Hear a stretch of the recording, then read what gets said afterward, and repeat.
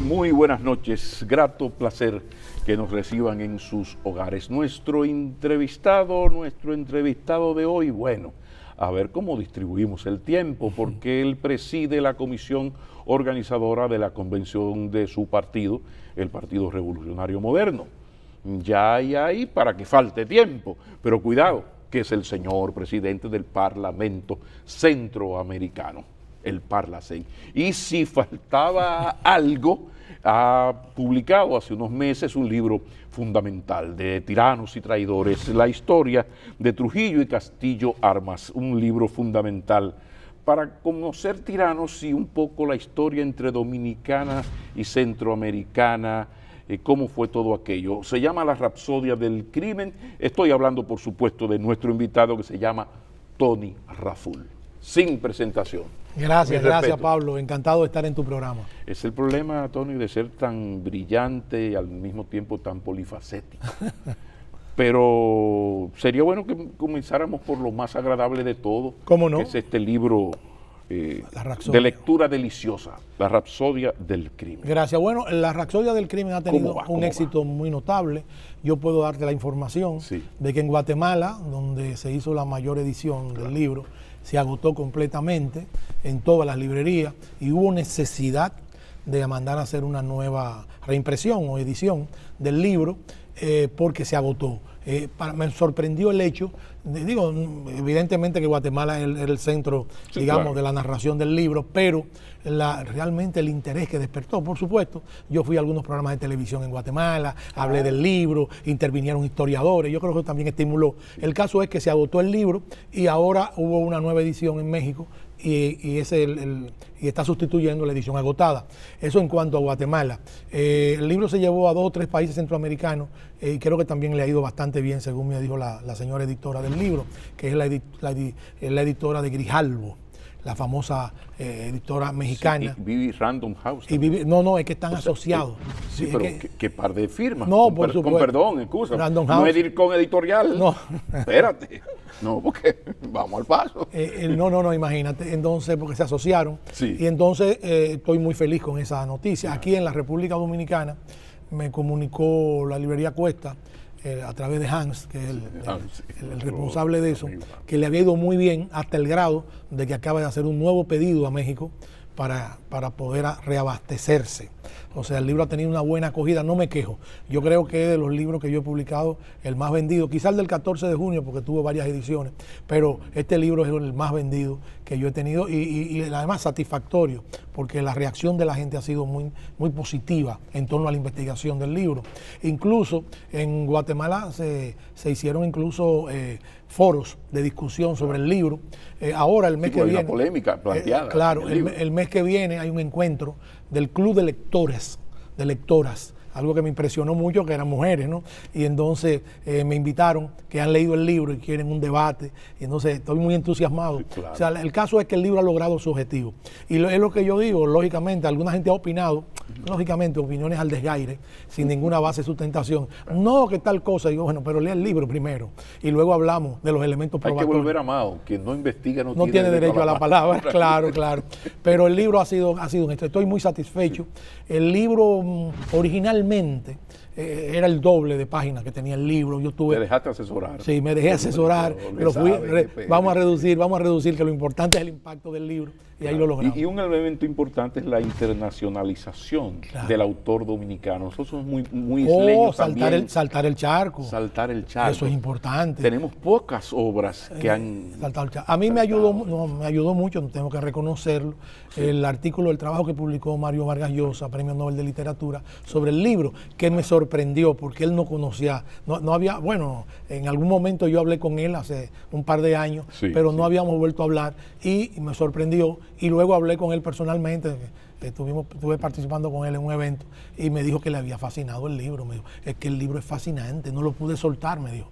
Entonces, que un escritor como Mario Vargas Llosa, oye, que un premio Nobel de Literatura te diga que no pudo soltar un libro, como que le llena un poco el ego a uno más de lo que generalmente uno tiene. Brotó el cubano argentino que todos llevamos dentro. Todos llevamos dentro. Y entonces, lógicamente, la opinión de Vargas Llosa influyó muchísimo, porque mucha gente de muchos lugares me han escrito pidiendo el libro, que con quién se ponen en contacto para obtenerlo. O sea, el libro ha resultado importante, pero para mí tiene una satisfacción, digamos, más trascendente. Es el hecho de que este crimen había quedado en la oscuridad, en las penumbras, como digo yo. ¿Por qué? Porque nunca se investigó adecuadamente, hubo detenidos, las causas, hubo un sobreseimiento, para decirlo en un término jurídico, de las causas. Todo el mundo salió. O sea, nadie finalmente fue condenado ni pagó por el crimen, por el magnicidio del presidente Castillo Armas. Entonces, cuando uno preguntaba en Guatemala, pero ven acá, o sea, no, nunca se supo. Digo, pero ¿cómo el asesinato de un presidente de la República? Un presidente de la República permanece en la oscuridad 40, 30 años después. Entonces ahí yo tuve el reto definitivamente de empezar a investigar de qué podíamos hacer en ese sentido. Entrevisté gente allá, sobrevivientes todavía vivos de aquella época, que jugaron un papel importante en el gobierno de Castillo Armas, testigos. Fui a la hemeroteca, fui a la Cancillería, o sea, fui a todos los lugares donde yo podía indagar, y aquí en la República Dominicana hice lo mismo. Me metí en la Cancillería, me metí en el Archivo General de la Nación y encontré documentos importantes. Entonces, a través de la recopilación de los documentos establecí, pero de una manera muy clara, y además había una testigo de excepción, que era la señora Gloria Bolaño, que para sorpresa mía estaba viva. O sea, hay 3 libros de historia, Pablo, 3 libros de historia, que dicen que ella está muerta, que Trujillo la mató, y yo lógicamente, bueno, Trujillo la mató. Cuando yo descubro que la mujer está viva, que vive en Miami ya en la ancianidad, pero que está viva y que está lúcida, efectivamente hice contacto con ella. ¿Tú descartas un posible libro sobre la vida de la señora Bolaños? ¿Eso no es descartable? No es descartable porque es fascinante. Fuente. Es otra fuente, es fascinante. Porque se quedaron, la lucha es entre dos hipótesis, o lo mató Trujillo y su equipo, o la CIA, y por ahí no vamos a contar el libro, compré lo que es maravilloso, pero son el azar. Cuando Tony Raful comenzó a investigar para escribir esta obra, lo más lejos que tenía era que iba a ser el presidente del Parlamento pero por supuesto que no tenía la idea. Volvemos al azar y a tu libro fundamental que tanto hemos comentado no tenía la idea, incluso El Cisne Negro en versión dominicana. Exacto, y en el caso de Guatemala, sí. Ya en mi condición de presidente, imagínate, ya está convocando el presidente del Parlacén, y tú allá en Guatemala se llenan los auditorios, o sea, ya voy prevalido. Hay una prevalencia de un elemento adicional que yo tampoco sabía ni tenía la menor idea. El caso es que el libro ha sido interesante. Además, en el libro se destapa un personaje siniestro que además fascina a los dominicanos, aunque en términos negativos, que es Johnny Abe García, el hombre que dirigió la represión más criminal de la dictadura de Trujillo en la última etapa de la dictadura, de la tiranía. Y entonces la idea, que es la versión de doña Gloria Bolaño, de que Johnny está vivo, con 92 años, y que Johnny realmente no muere en Haití, que fue la versión que le dieron a Balaguer y que Balaguer transmite en su momento, y que está vivo. Entonces, todo este tipo no... Hasta un poco de novela rosa yo encontré. No, de todo.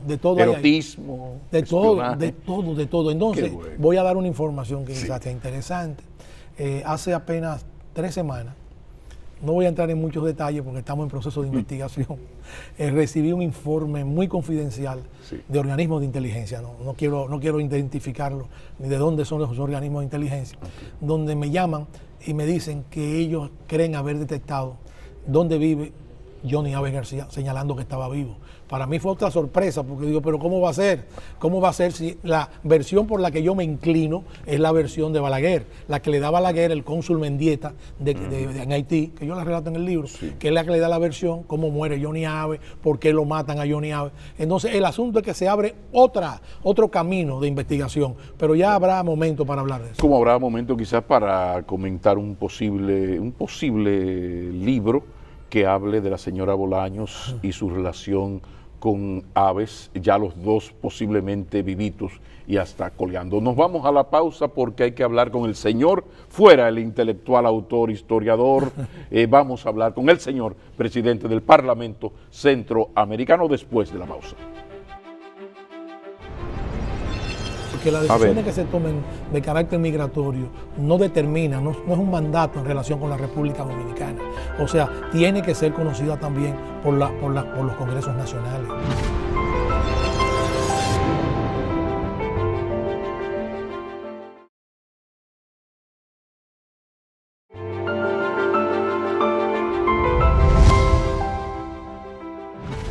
Continuamos esta conversación con Tony Raful. Parlamento centroamericano, sería bueno que invirtiéramos un par de minutos en explicarle a la gente primero qué es el Parlamento centroamericano, sus funciones, metas, objetivos, en qué consiste. Sí, rápidamente, en los años 70 y sobre todo en la década de los 80, Centroamérica hubo un baño de sangre, guerrillas, contraguerrillas, grupos terroristas, ocasionaron miles y miles de muertos y una inestabilidad política creciente en todo el istmo. Incluso la situación fue de tal gravedad que prácticamente vivían en dictadura la mayoría de los países. Entonces hubo una gestión de paz que se concretó, que finalmente se firmó en el año de 1991, que estuvo precedida de varias reuniones en ese sentido, buscando un acercamiento de las fuerzas beligerantes para lograr pacificar Centroamérica. Esos acuerdos que se iniciaron incluso remotamente en los años 80 en la isla de Contadora y que luego siguieron y que culminaron en los acuerdos de Equipula I y Equipula II en Guatemala, dieron como resultado la creación, primero, los acuerdos de paz entre todas las fuerzas, la reintegración a la vida política y social de todos los sectores beligerantes, la amnistía general en sentido, digamos, en cuanto a las partes confrontantes, y finalmente se produjo la creación del Sistema de Integración Centroamericana, SICA. El SICA agrupa todos los países centroamericanos y la República Dominicana ahora, o no ahora, desde hace ya muchos años, cuando el presidente Fernández logró que República Dominicana se integrara al sistema de integración. Claro, en ese sistema parece que no hubo un dominicano que participara en la definición del nombre, porque el nombre pero ya no es nada dominicano. No, pero ya ellos agregan siempre en todos los foros. Y en SICA Parlacén. SICA Parlacén, y hablan, siempre mencionan, y el Caribe, y la República Dominicana. Yo digo por el sentido que tiene esa palabra en la República Dominicana. No había un dominicano cerca que dijera, sistema interamericano, no. Ven acá.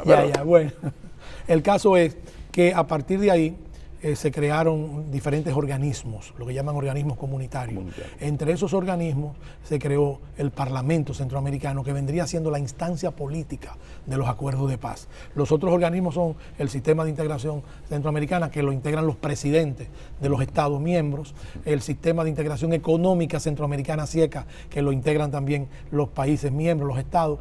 Hay un Sistema de Integración Cultural, Social, que también existe, la Corte Centroamericana de Justicia, que tiene potestad para emitir sentencias en relación con Centroamérica. Y entonces, y el Parlacén, que desde el primer momento se definió como un instrumento basado en la elección de diputados por cada estado, legítimos, ¿no?, por la voluntad popular, electos por la voluntad popular, que participaran en la misma. La idea era que el Parlacén funcionara como una instancia política de mediación, de discusión, de asesoramiento, o sea, una serie de funciones, ¿no?, que están determinadas, pero luego se planteó la necesidad de que adquiriéramos funciones vinculantes o facultades vinculantes.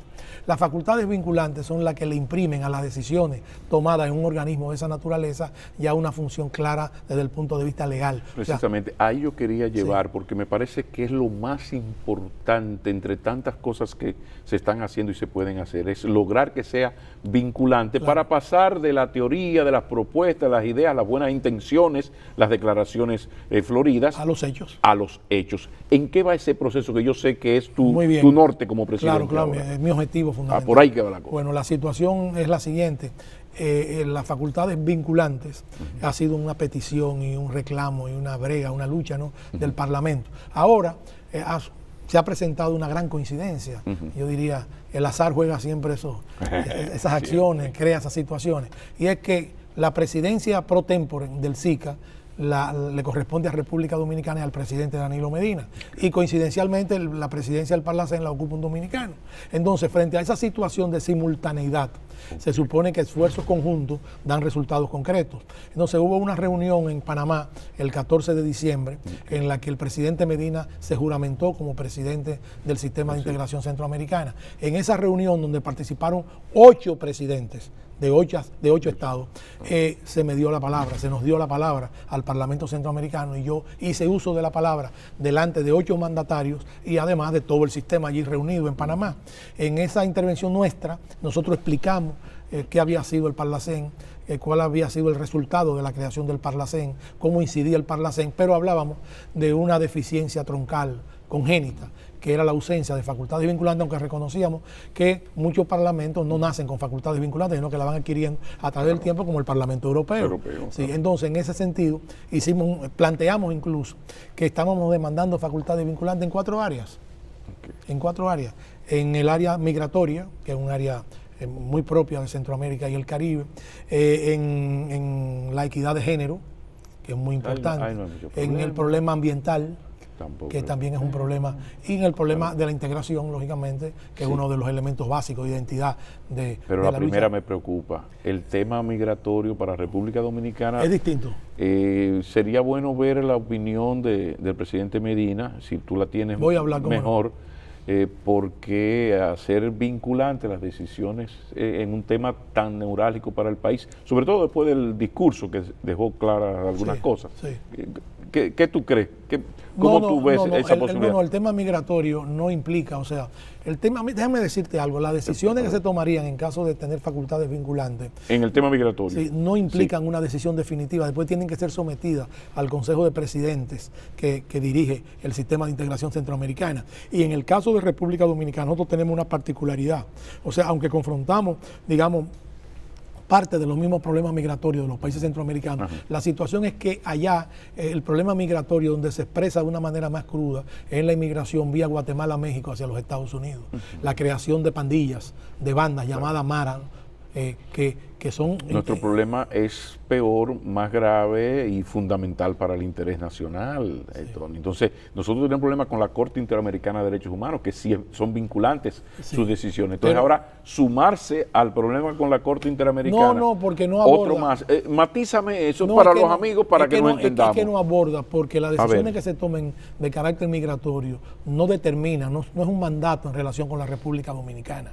O sea, tiene que ser conocida también por los congresos nacionales. Pero el aspecto vinculante, entonces. Bueno, no, porque el aspecto vinculante se expresa en cuanto a la posibilidad de incidir en decisiones de esa naturaleza, o sea, en la voz viva de opinión sobre esos temas tan cardinales, pero finalmente no son decisiones que se pueden tomar en un organismo internacional y que se aplican, sino tienen que ser luego... O sea, ¿qué diferencia habría entre el sistema interamericano y la Corte Interamericana de Derechos Humanos, por ejemplo, vía OEA? No, porque la Corte Interamericana de Derechos Humanos lo que se limita es a pronunciamientos y a decisiones, digamos, de manera pública en relación con estos problemas y a recomendaciones. En el caso nuestro, no operaríamos para incidir ni para intervenir en la política migratoria de la República Dominicana. Como Estado soberano, nosotros tenemos nuestras propias leyes y esas propias leyes determinan claramente las limitaciones de ese proceso. Además, el hecho de que en la República Dominicana el derecho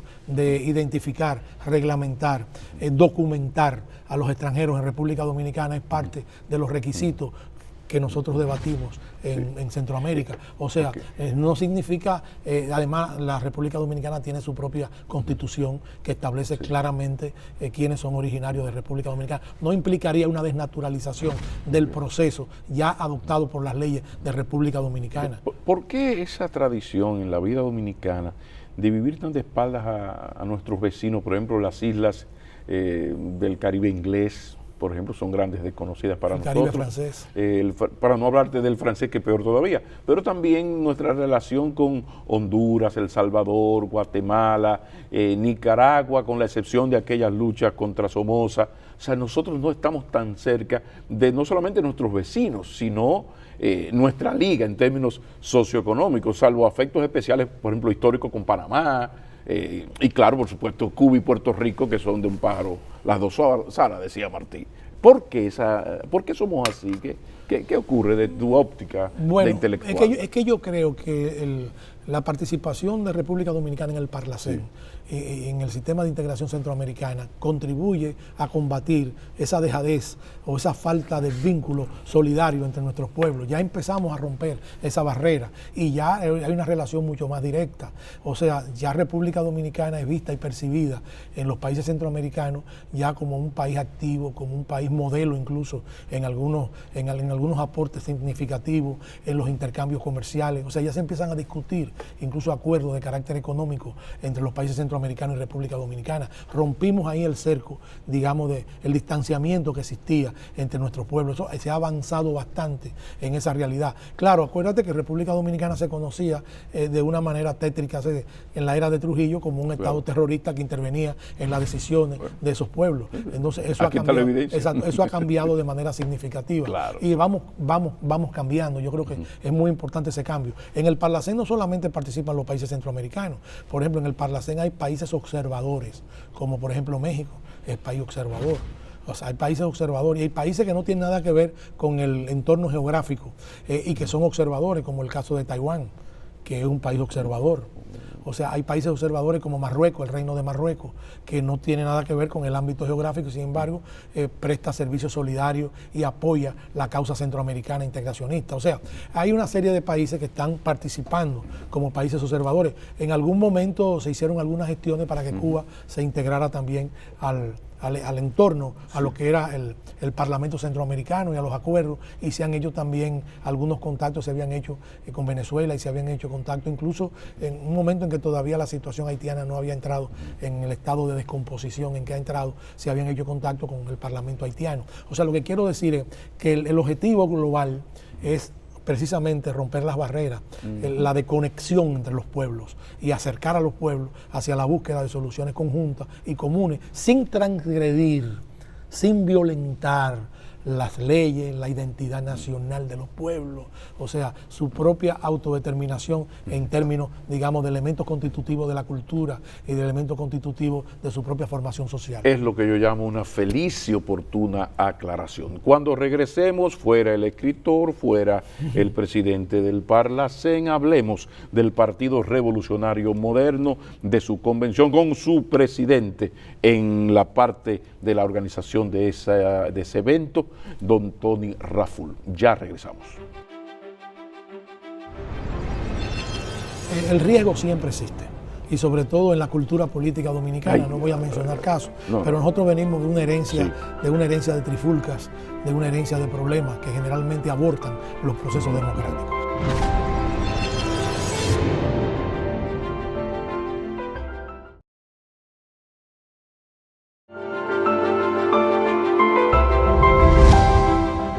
Seguimos conversando con Tony Raful, ahora en su faceta de presidente de la comisión organizadora de la convención del Partido Revolucionario Moderno. He dicho en más de una ocasión que se juega la faja que quizás no tiene, pero se juega toda la credibilidad, incluso el primer triunfo que auguraría el triunfo del 2020 sería una exitosa convención. A la fecha, ¿cómo va la organización de la convención del PRM y esas campañas? Va muy bien. A ver. Lógicamente es un trabajo ciclópeo, para utilizar una frase que tenga dimensiones dramáticas, ciclópeo, en el sentido gigantesco, porque hacer una convención primero con recursos limitados, nosotros somos un partido nuevo, aunque constituido por viejos veteranos políticos y jóvenes.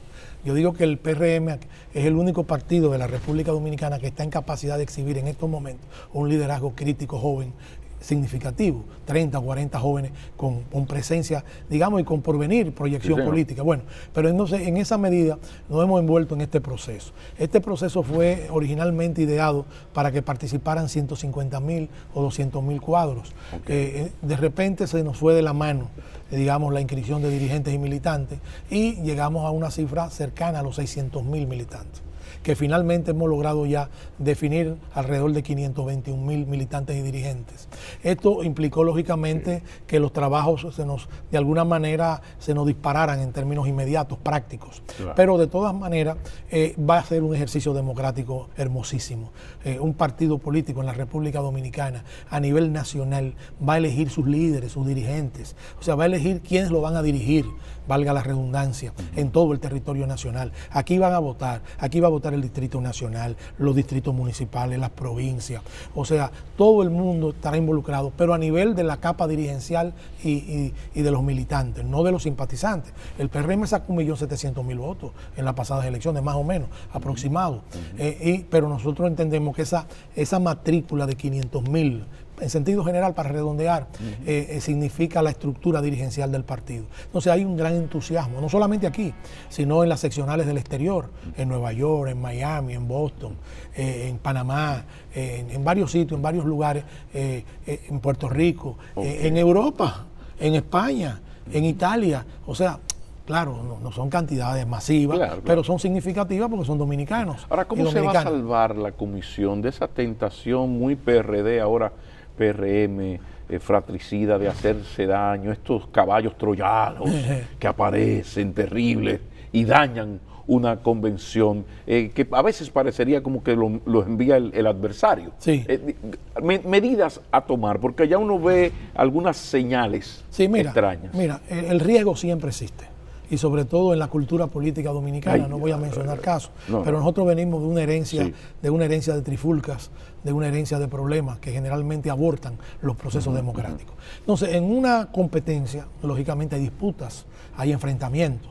Nosotros no negamos la capacidad que tengan los compañeros de batirse desde el punto de vista de sus legítimas aspiraciones, pero sí que evitemos que esas confrontaciones se conviertan en antagónicas. Hasta hoy, hasta este programa, las contradicciones no han adquirido carácter antagónico. O sea, no hay una rivalidad irreconciliable que no pueda ser dirimida a través del voto popular interno. Entonces, eso lo hemos logrado hasta ahora. Incluso la propia comisión que yo presido, la CNO, la Comisión Nacional Organizadora, está integrada por representantes, digamos, de corrientes, o de las dos corrientes mayoritarias de nuestra organización.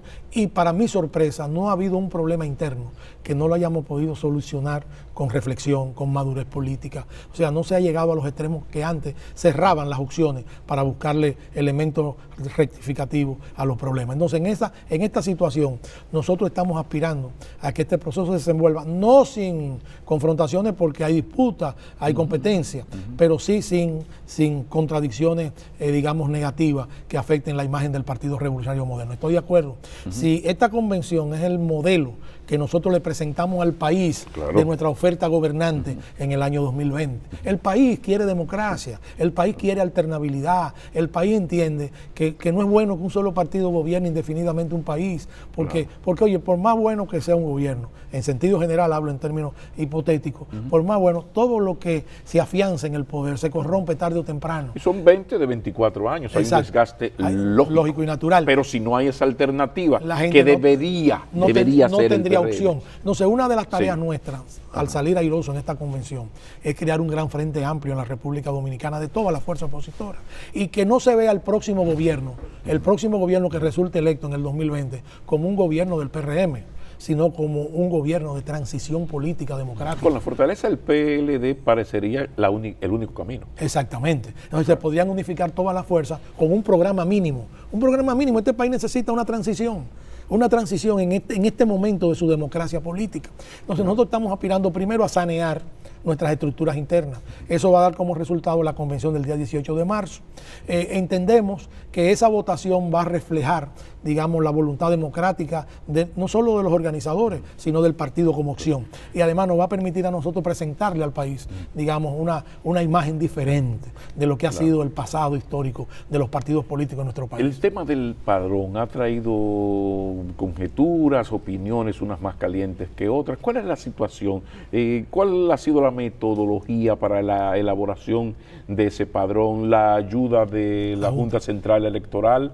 Veo que ahí la Junta le había negado parte de los equipos para voy a aclarar eso. Por favor, ¿cómo va eso a partir del padrón? Eso va lo siguiente. Nosotros, hacer un padrón, fíjate que uno de los argumentos de los partidos en la República Dominicana para no hacer convenciones de sus militantes, o sea, lo que ellos llaman convenciones cerradas, es precisamente que no hay posibilidad de construir un padrón. Entonces acuden al padrón de la Junta Central Electoral.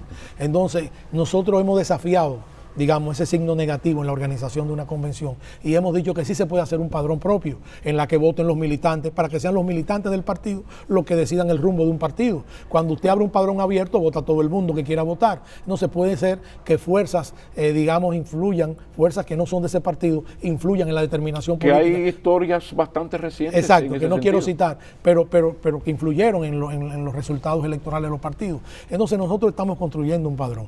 Ha sido una labor difícil, difícil construir un padrón, hemos tenido algunos problemas. Claro, ese padrón es tomando como referencia el padrón de la Junta Central Electoral, para evitar, lógicamente, que haya repetición de militantes de otro partido. O sea, el que pertenece al PRM, el que va a votar en esta convención, es del PRM.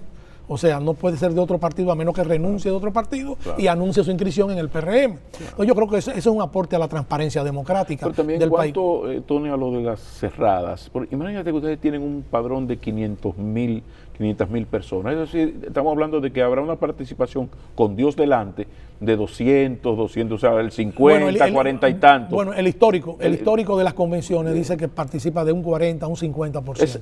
Por ahí ese es el histórico. Significa que si un partido adversario quiere meter un jabón de cuava al sancocho, basta con que escoja 50.000 miembros de su cuadro de su partido para trastocar todo. Claro. Y entró el mar. En una convención, en un padrón abierto, eso es lo que va a suceder. Entonces eso hay que evitarlo, que los partidos realmente cuenten con sus verdaderos militantes, que sean los que decidan quiénes son sus dirigentes. Sí. Entonces es un aporte a la democracia que estamos haciendo. Incluso nosotros anunciamos que antes de la convención vamos, o por lo menos esa es la propuesta nuestra, estamos en disposición de entregar el padrón públicamente a la Junta Central Electoral. Este es nuestro padrón, esta es nuestra legalidad, esta es nuestra transparencia política. Bueno. O sea, ese va a ser un aporte, además, le señalará a los otros partidos políticos el camino que deben seguir. O sea que ahí vamos a hacer vanguardia en términos de aporte institucional al país. Entonces, otro asunto importante de tu pregunta, la Junta Central Electoral. Sí, es muy importante, vamos a dejarlo para el último segmento, que nos quedan pocos minutos y creo que es muy, muy fundamental lo que nos vas a decir. Ya regresamos.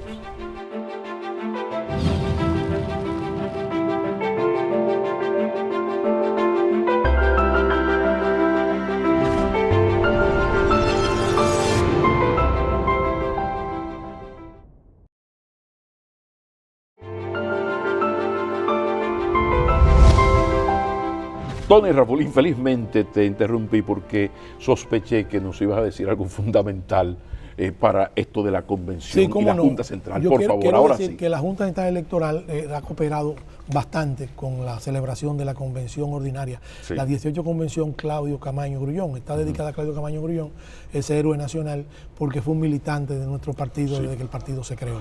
Y además merece reconocimiento público, por encima incluso de los propios partidos. Claro. Entonces, en este caso concreto, la Junta ha tenido una gran colaboración con nosotros. Nosotros visitamos la Junta, nos hemos entrevistado varias veces con el presidente de la Junta Central Electoral y con el pleno de la Junta Central Electoral, y nos facilitaron ayuda técnica, logística en relación con el proceso convencional. En eso nosotros estamos muy satisfechos y muy agradecidos de lo que la Junta ha podido hacer por nosotros. Hay un malentendido, una confusión que yo la aclaré en una rueda de prensa y luego hablé con el presidente de la Junta. Pero nada como hablar en el programa maquínico. No, claro, por supuesto, a mis anchas. Claro, entonces, y es el hecho de que hubo una especie de nota de prensa en la que la Junta afirmaba que no podía entregarnos los escáneres o que no podía facilitarnos los escáneres para fines de la transmisión de datos desde el lugar de los procesos electorales. Nunca nosotros pedimos que nos entregaran esos escáneres. Lo que nosotros dijimos en la carta era que como la Junta estaba facilitando locales, que le estábamos notificando que íbamos a usar los locales en los que se iba a desarrollar el proceso para transmitir desde allí el escaneo de los datos, pero el escaneo es una cosa, escáneres son parientes, pero no es obligatoriamente tienen que ser con esos escáneres.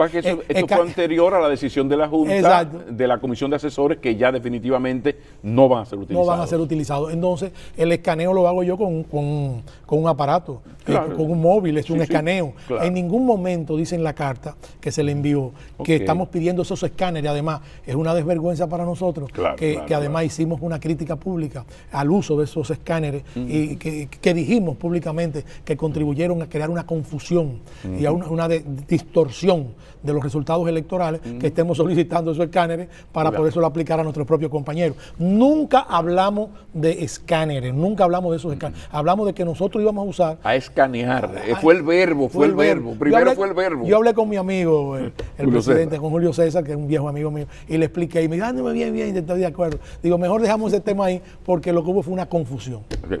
Tony Raful, ¿y qué va a hacer el PRM con esa cultura tan dominicana del no perder? que cuando la paetera es mala, se le echa la culpa a otra cosa. Bueno, eso, mira. Medidas, ¿cómo ustedes van a manejar este toro terrible de que yo no perdí? Señor, usted perdió 10-1. No, me hicieron fraude. 20-2, señor. O sea, ¿cómo hacer? Mira, eso es inevitable. Siempre es inevitable que surja una voz, otra voz que diga que le negaron el derecho al voto. O sea, ese tipo de reclamo es inevitable porque los procesos no son perfectos. Claro. Ningún proceso de la Junta Electoral es perfecto, ni en ningún país del mundo es perfecto. O sea, entonces un partido político debe también tener sus limitaciones. Entonces, en ese caso, lo que nosotros estamos tratando de garantizar la mayor transparencia. Por ejemplo, en el conteo de los votos, nosotros estamos autorizando que incluso de inmediato, en el proceso incluso en que se va contando los votos depositados, por quién se depositaron, ahí mismo se grabe a través del teléfono, se grabe y se envíe para evitar que haya cualquier tipo de distorsión o alteración de esos resultados. Nosotros tenemos mucho cuidado con esto, porque nosotros no queremos crear liderazgo falso en la sociedad dominicana. Un liderazgo que es producto de acciones fraudulentas no nos va a representar en el 2020. Ni va a concitar votos necesarios para nosotros competir con otros partidos políticos establecidos. Nos estamos tomando medidas muy serias. Pero lógicamente no podemos impedir. Ahora, el resultado final, el peso gravitatorio de los resultados es lo que va a contar como aporte a la democracia dominicana. Pero no podemos evitar que haya alguien que diga que no le contaron su voto. Lógicamente habrá mecanismos también de revisión. O sea, el derecho de revisar una votación está incluido en el reglamento de esta convención. O sea, no se le niega a nadie, pero estamos tratando de ser lo más claro, lo más explícito en el proceso electoral interno. Además vamos a estar ahí nosotros, digamos, con observadores internacionales, locales, bueno, se ha contemplado que organizaciones, digamos, de la sociedad civil puedan participar como y la Internacional Socialista no vendrá a echar. Perdón, que ya es que hay otra internacional. Es que ya la Internacional Socialista se dividió y una gran parte de los partidos que la integraban crearon otra internacional en la que están los principales partidos socialdemócratas de Europa, como el Partido Socialdemócrata de Alemania, el Partido Socialista francés, o sea... El PRM está en la parte donde está también Brasil, sí, que fue muy solidario con Dilma, el caso. Y eso no le puede traer un problema al PRM en términos de solidaridad. No, porque la solidaridad, digamos, con aspectos concretos particulares, tiene límites. O sea, ya cuando se inician procesos ya internos, en que hay que, digamos, posibilitar la defensa de los acusados y eso no complica, no implica, no hay ataduras en relación con los partidos políticos. Ahora, nuestra vocación democrática y nuestra solidaridad en términos generales. Pero fuera el presidente de la comisión organizadora con el ciudadano, dirigente político, pensador político que es Tony Raful, habla un poco, para terminar por todo lo alto, de la posibilidad de algo que está ocurriendo en el PRM que yo como ciudadano estoy disfrutando mucho, y es la irrupción de los sargentos jóvenes. O sea, de repente el PRM exhibe, ya tú lo acabas de decir, y por qué no decirlo en acto de justicia, eso está una sobrina mía que se llama Faride Raful. Así es. Pero hay un grupo de jóvenes, el caso de Paliza, Lugo, Andrés Lugo, son muchachos todos entre 25 y 40. Wellington Arnott. Entonces, Gloria Reyes, una diputada formidable. ¿Qué se está haciendo en el PRM? Y desde esos señores que ya tienen un nombre propio, porque ya Tony Raful se llama Tony Raful. Tú no tienes que, o sea, el nombre Tony Raful, como el de Milagros Ortiz Bosch, va más allá del partido y cosas, hay un aporte, hay una vida. Yo estoy hablando, ¿qué van a hacer estos veteranos de mil batallas para proteger que esa juventud que puede generar una esperanza perdida en la sociedad dominicana, de qué manera el PRM y los históricos se están cuidando y protegiendo y que las mezquindades se queden fuera? Tony Raful, por favor. Correcto, mira, ha florecido un liderazgo joven en el seno del PRM, con unas perspectivas extraordinarias, con gente muy capaz, un liderazgo sustentado en formación, en capacidad de contacto con las masas, o sea, con la comunidad representante de sus intereses, incluso con participaciones muy exitosas en los procesos electorales. Entonces ese liderazgo lo estamos preservando y lo estamos proyectando. Incluso el doctor Peña Gómez, que es el gran ideólogo, digamos, porque nuestra formación es el PRD y del PRD viene el PRM y y del PRD vino el 95%, el 94%, el 93% de todo lo que era la militancia histórica del PRD. Entonces, sobre la base del liderazgo de Peña Gómez, del pensamiento de Peña Gómez nos indicó siempre que había que vincular lo mejor de lo viejo con lo mejor de lo nuevo. O sea, cualificar el aporte. Uno no puede despreciar la experiencia, pero tampoco puede bloquear realmente los elementos renovadores del lenguaje, de las posiciones políticas, de la conexión con la juventud, que es el componente principal del electorado dominicano, o sea, en sus aspiraciones y en la interpretación de sus intereses. Entonces nosotros hemos logrado, o estamos logrando, vincular o asociar lo mejor de lo viejo, lo mejor de la experiencia histórica, sí, con lo mejor de lo nuevo, con las figuras más representativas de la juventud, y evidentemente ese proceso no se va a detener, no se va a castrar. O sea, ya los partidos tienen que renovarse, y yo creo que el PRM está dando un ejemplo a la partidocracia criolla de lo que tiene que hacer en el escenario político. Y quiera Dios que esa juventud esté a la altura de las circunstancias y de la oportunidad que posiblemente la historia le tiene guardada. Y que no defraude al pueblo dominicano. Muchísimas gracias. Gracias a ti. Para mí es un honor. Además, yo cuando vengo a tu programa me siento como en tanta confianza por la relación de hermandad que tenemos tú y yo de hace tantos años. Pero amén de los afectos y de la hermandad, hay una admiración al intelectual, al poeta, al historiador, y sobre todo algo que cuando yo hablo de los hombres y las mujeres, insisto mucho, Tony Raful, la obra. Muy buenas noches. Inmediatamente termina el programa, que ya terminó. Estamos a su disposición, esta y las otras entrevistas, en nuestro canal de YouTube McKinney en TV. Muy buenas noches. Buenas noches.